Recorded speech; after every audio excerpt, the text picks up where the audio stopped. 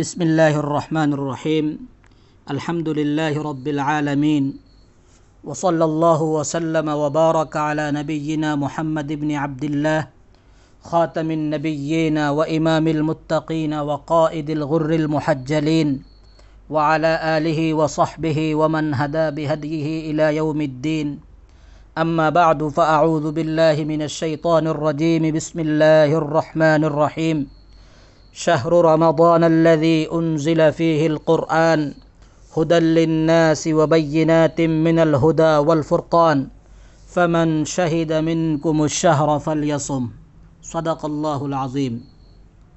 برادران اسلام و معزز سامعین، رمضان المبارک کی مناسبت سے جامعہ اسلامیہ اشاعت العلوم اکل کوہ کی طرف سے مدیر جامعہ حضرت مولانا حذیفہ صاحب وستانوی حفظہ اللہ ورعاہ کی فکر و کوشش اور آپ کے ہدایات کے مطابق ایک قیمتی سلسلے کا آغاز ہونے جا رہا ہے، جس میں رمضان المبارک کے حوالے سے قیمتی مضامین، ہدایات و نصائح آپ حضرات تک پہنچانے کی کوشش کی جائے گی انشاءاللہ تعالی۔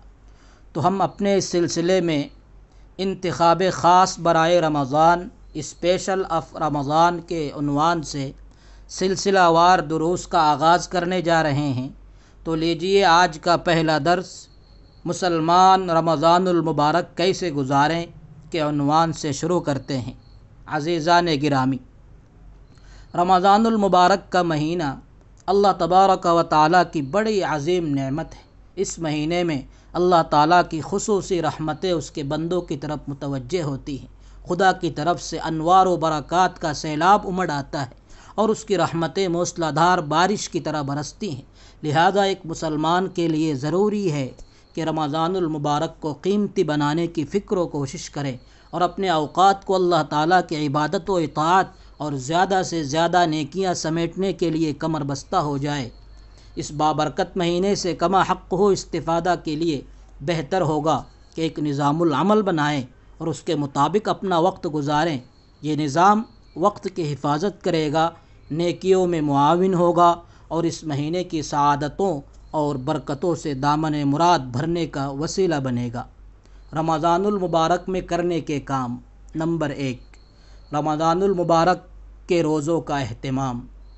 عبادت کی نیت سے صبح صادق سے غروب آفتاب تک کھانے پینے اور جماع سے رکنے کا نام روزہ ہے، اور اس مہینے کا سب سے اہم عمل ہے، جیسا کہ اللہ تعالیٰ کا ارشاد ہے: شہر رمضان الذی انزل فیہ القرآن ھدی للناس وبینات من الھدی والفرقان فمن شہد منکم الشہر فلیصم۔ ترجمہ: رمضان کا مہینہ وہ ہے جس میں قرآن نازل کیا گیا، جو سراپا ہدایت اور ایسی روشن نشانیوں کا حامل ہے جو صحیح راستہ دکھاتی اور حق و باطل کے درمیان دو ٹوک فیصلہ کر دیتی ہے۔ لہٰذا تم میں سے جو شخص بھی یہ مہینہ پائے اس پہ ضرور روزہ رکھے۔ دوسری جگہ ارشاد فرمایا: یا ایھا الذین آمنوا کتب علیکم الصیام کما کتب علی الذین من قبلکم لعلکم تتقون۔ اے ایمان والو، تم پر روزے فرض کر دیے گئے ہیں جس طرح تم سے پہلے لوگوں پر فرض کیے گئے تھے، تاکہ تمہارے اندر تقوی پیدا ہو۔ نبی کریم صلی اللہ تعالی علیہ وسلم کا ارشاد ہے: عن ابی ہریرہ رضی اللہ عنہ قال قال رسول اللہ صلی اللہ علیہ وسلم کل عمل ابن آدم یضاعف الحسنۃ عشر امثالها الى 700 ضعف قال اللہ عز وجل الا الصوم فانه لی وانا اجزی به يدع طعامه وشهوته من اجلی للصائم فرحتان فرحة عند فطره وفرحة عند لقاء ربه ولخلوف فم الصائم اطيب عند الله من ريح المسك۔ صحیح بخاری۔ انسان جو بھی نیک عمل کرتا ہے اس کا اجر اسے 10 گنا سے لے کر 700 گنا تک ملتا ہے، لیکن روزے کے بابت اللہ عز و جل فرماتا ہے کہ یہ عمل چونکہ خالص میرے لیے ہے، اس لیے میں ہی اس کا بدلہ دوں گا، کیونکہ روزے دار صرف میری خاطر اپنی جنسی خواہش کھانا اور پینا چھوڑتا ہے روزے دار کے لیے دو خوشیاں ہیں، ایک خوشی اسے روزہ کھولتے وقت حاصل ہوتی ہے، اور دوسری خوشی اسے اس وقت حاصل ہوگی جب وہ اپنے رب سے ملے گا، اور روزے دار کے منہ کی بو اللہ کے ہاں مشک سے بھی زیادہ پاکیزہ ہے۔ ایک دوسری روایت میں نبی کریم صلی اللہ علیہ وسلم نے فرمایا، من صام رمضان ایمانا واحتسابا غفر له ما تقدم من ذنبه، جس نے رمضان کے روزے ایمان کے ساتھ اور ثواب کی نیت سے یعنی اخلاص سے رکھے تو اس کے پچھلے گناہ معاف کر دیے جاتے ہیں۔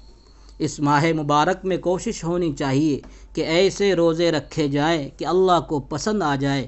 علامہ ابن الجوزی رحمہ اللہ فرماتے ہیں کہ روزے کے 3 درجات ہیں، لہٰذا ہماری کوشش ہونی چاہیے کہ ہم سب سے اعلیٰ درجے کا روزہ رکھیں۔ تو پہلے درجے کا روزہ عام روزہ کہلاتا ہے، جس میں انسان خود کو کھانے پینے اور شہوت سے روکے رکھے۔ دوسرے درجے کا روزہ خاص روزہ کہلاتا ہے، جس میں انسان اپنے ہاتھ، پاؤں، آنکھ، کان اور نظر یعنی تمام اعضاء کو گناہ کے کاموں سے بچائے رکھے۔ تیسرا اور سب سے اعلیٰ درجے کا روزہ خاص الخاص کا روزہ کہلاتا ہے، جس میں انسان اپنے دل کو برے اور بیکار خیالات اور اللہ سے دور کرنے والے افکار سے پاک رکھے اور اس کی یاد کے سوا ہر چیز سے پرہیز کرے۔ نمبر 2، گناہوں سے بچنا۔ رمضان المبارک میں سب سے اہم اور بنیادی چیز ہے کہ ہم گناہوں سے مکمل طور پر پرہیز کریں۔